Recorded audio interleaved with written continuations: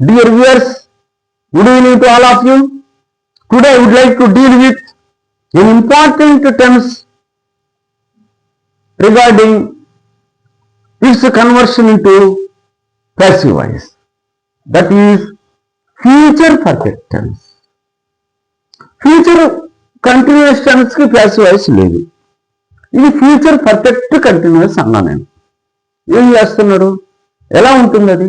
Subject plus shall or will plus have plus V3 plus object active voice. It's passive form. Subject plus shall or will plus have plus been plus V3 plus by like that prepositions ఉంటాయి plus of object.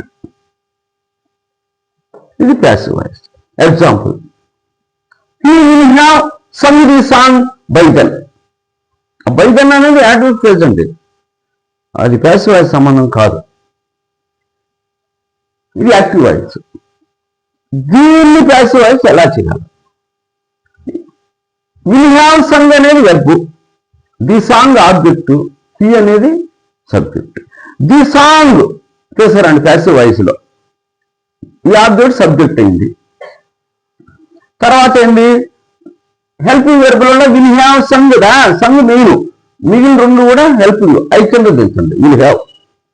తర్వాత ఏం చేయాలి, ఇది perfect tense కాబట్టి perfect tense కి been verb తీసుకున్నాడు, been వాడండి, been తీసుకొచ్చి కొడుకోండి.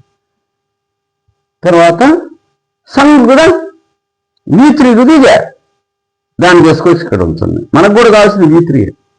తర్వాత ఏం చేయాలంటే ఒక ప్రిపోజిషన్ బై, ఏదైనా అవసరాన్ని బట్టి బై ప్రిపోజిషన్.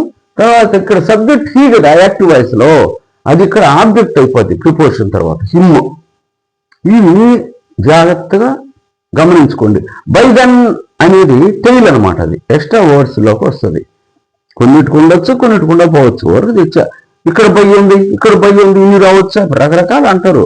ఇవి ప్యాసివ్ వాయిస్ కోసం వచ్చిన ప్రిపోజిషన్ బైది, బై. ఈ బై మాత్రం యాడ్వర్బ్ ఫ్రేజ్ సంబంధించినది, అది మీరు చేయంగా ఐడియా వచ్చేస్తుంది మీకు. ఇక్కడ గుర్తుపెట్టుకోండి, ఇక్కడ హెల్పింగ్ వెర్బులు will have, main verb sung, ఆ విల్ హ్యావ్ ఎలా యాజ్ ఇట్ ఈజ్ దించేయటమే. తర్వాత బిఫోర్ వెర్బ్ తెచ్చుకొని బీను, తర్వాత దాన్ని మూడో రూపం పెట్టి తర్వాత యాజ్ యూజువల్ మీకు తెలిసిన విధంగా చేయండి.